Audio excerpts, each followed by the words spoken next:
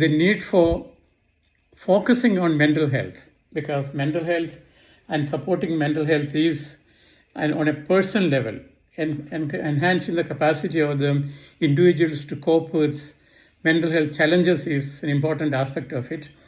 At the same time, as I mentioned earlier, on a community level, it's empowering communities. Empowering means is defined as not necessarily, again, on a masculine idea of power. The power, the capacity or the power to transform societies based on certain value promises. The values I listed that.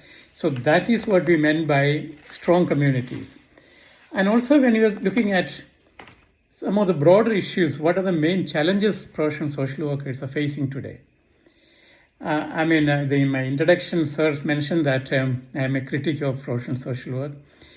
One of my major observations, I'm not articulating it as a criticism, professional social workers are trained in professional social work as a caring, supporting profession, but most of them end up as bureaucrats, social welfare bureaucrats. An increasingly large number of professional social workers are end up as bureaucrats, mostly dealing with the issue of social welfare. So this is one, I would say, is a danger. Professional social workers are not necessarily trained to become a bureaucrats in the social welfare system. And this has got few issues. And what are the consequences of professional social workers becoming bureaucrats? So one of the issues is that professional social workers are not trained as a bureaucrat, because bureaucracy is a set of things to be done without any value promises, without any direction. So bureaucrats normally what they tend to do, they tend to focus on status quo. So the transformative idea of professional social work is compromised when professional social workers are becoming bureaucrats, and particularly in social welfare bureaucracy.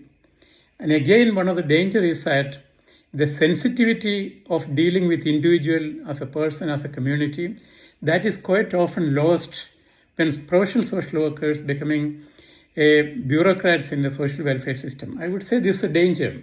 And this is one of the major issues maybe you have to keep in mind. And again, to strengthen the professional social workers, and any body of knowledge practice, it should be guided by certain theories of its own body of knowledge. So professional social work, unless it's build your own body of theories, social work theories, both in the individual capacity building and as well as the community building area, social workers, professional social workers particularly, and the association, the training, teaching, and the curriculum, maybe I look at the issue of professional social work theories as an important component of empowering social workers and also discovering the transformative potential of professional social work. Unless you bring the theoretical foundation of social work, again the danger of professional social workers end up as bureaucrats.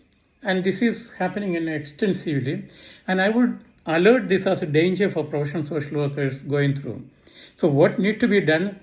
One, you may have to give a professional emphasis, special emphasis on strengthening the theories of professional social work, and maybe focusing on a doctoral level work for professional social workers. Many of them, they think that professional social work is a practice mode. So no need of emphasizing on the conceptual and theoretical part of it.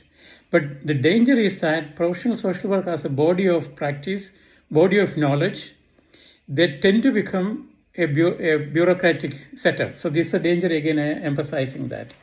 So one of the essential challenges is that professional social workers should be able to develop theoretical proposition for analyzing individual needs as well as community needs, and also the methodological rigor for transforming the society. So this is one of the, I would say, the most important challenge. One is your teaching theory, teaching practice. This should be enhanced by theories of professional social work, and also how do you translate the theory into action. So this is another area which your curriculum should take a closer look into it. And for doing that, I would say that the professional social workers should keep that idea that professional social work is about empowering societies, empowering individuals from a transformative framework, from a transformative perspective. So the transformative power of social work need to be emphasized, your curricula, from that point of view, probably when you revise, or in many of the professional social work, curricula need to be integrated into that. How do you improve the professional social work theories? Probably focusing on research, even the master's level, a mandatory component of research, and the theories and the methodology of the research methods should be explored in professional social work.